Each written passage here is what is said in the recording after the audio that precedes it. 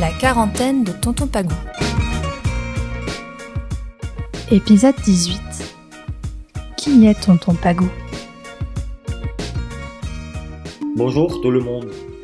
Écoutez, non, ce n'est pas Tonton Pagou aujourd'hui, c'est moi, le bon docteur Gustavo Pronunciamiento qui vous parle.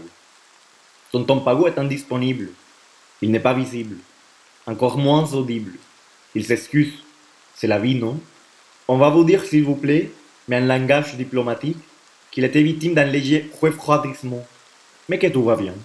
Donc, c'est moi, Gustavo, je le remplace à la tête de toute l'équipe qui fait cette émission de radio. Cette émission qui est d'ailleurs une sorte d'ovni, non? Comment non? Un objet volant non identifié. Ce podcast, comme on dit maintenant, et voici le membre de l'équipe qui vous parle.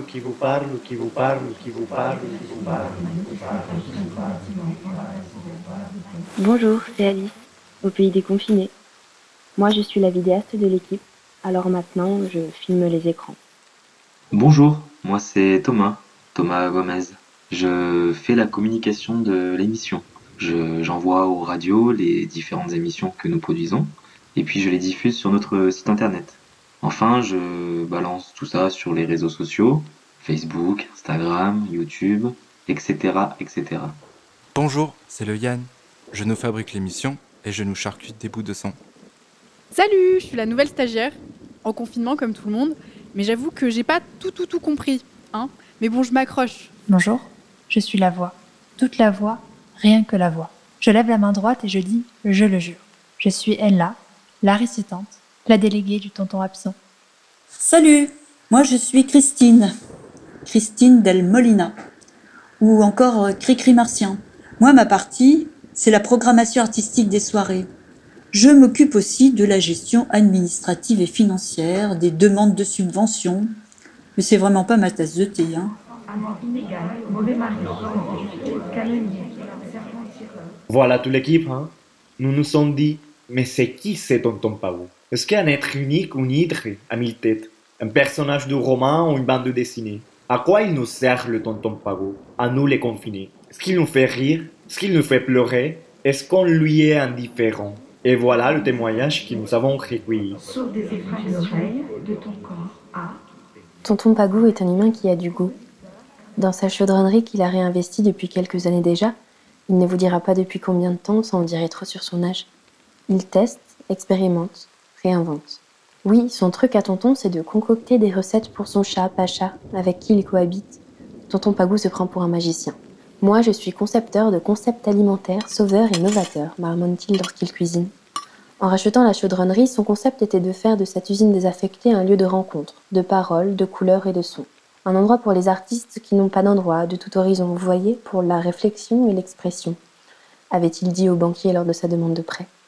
Mais monsieur Pagou, l'argent c'est pour la spéculation, pas pour l'expression, lui avait-il répondu. Trou de balle. Puis il était parti.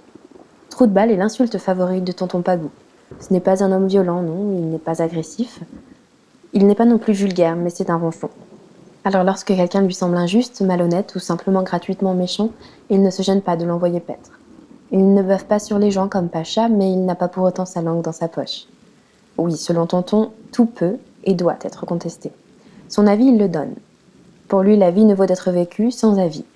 Mais il est loin d'être autocentré et s'intéresse beaucoup aux autres. À leur vie, à eux aussi. Dans ses mauvais jours, beaucoup pourraient le qualifier de vieux con. Mais c'est un sensible, un cœur tendre. Derrière sa carapace de dur à cuire des bouillons tigres, il les aime, les gens. Et c'est bien pour cette raison qu'il a tout fait pour pouvoir remettre en route la chaudronnerie, pour les accueillir.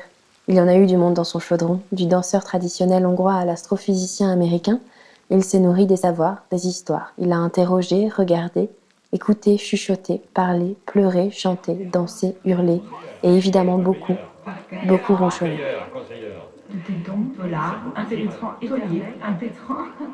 Tonton Pagou, pour moi, c'est d'abord une voix.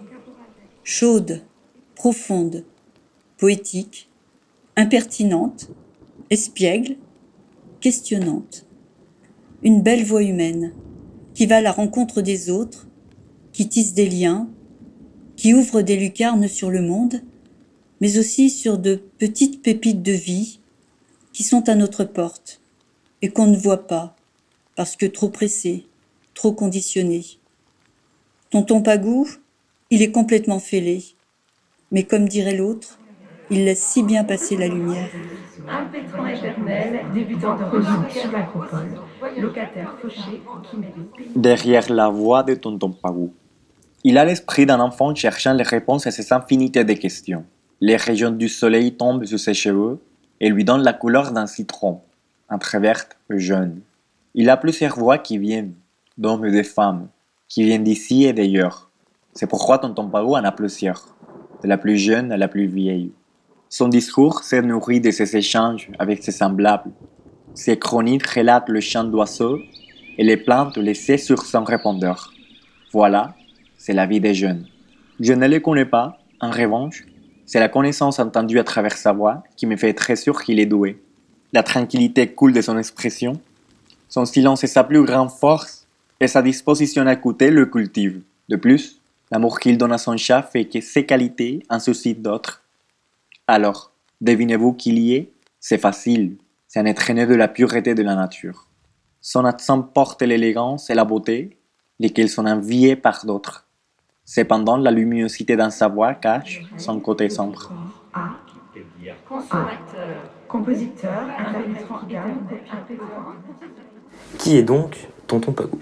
Selon moi, c'est avant tout un homme du monde, un voyageur intrépide, un amoureux des mots, un amoureux de la poésie, un personnage haut en couleur qui souhaite réunir, qui souhaite fédérer les femmes et les hommes autour de lui, dans son univers qui lui est propre.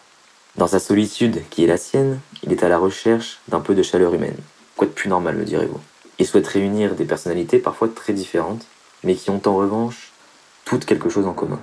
Ce petit quelque chose, je dirais que c'est de la bienveillance, de la tolérance, tout simplement. Personnalités publiques, souvent engagées, juristes, médecins, professeurs, journalistes, chroniqueurs, tous se pressent dans l'antre, dans le repère de tonton Pagou, pour y partager leur histoire, pour y partager leurs passions, leurs peines et leurs joies.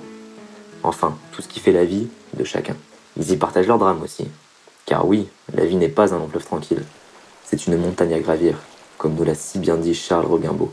Et cette montagne, croyez-moi, elle commence à se gravir ici, avec tonton Pagou. Le chemin est souvent jonché d'obstacles, mais avec tonton, tout devient plus simple. Sauf des effraies d'oreilles de ton corps à compositeur. Et voilà le travail. Et pour vous, c'est qui c'est tonton Pagou? Y para ustedes, ¿quién es el tonton Pagou? Écrivez-nous, envoyez-nous vos témoignages, d'être sonores, enregistrements sur votre téléphone à tontonpagou@gmail.com. Hasta mañana, amigos del tonton Pagou que son. À suivre.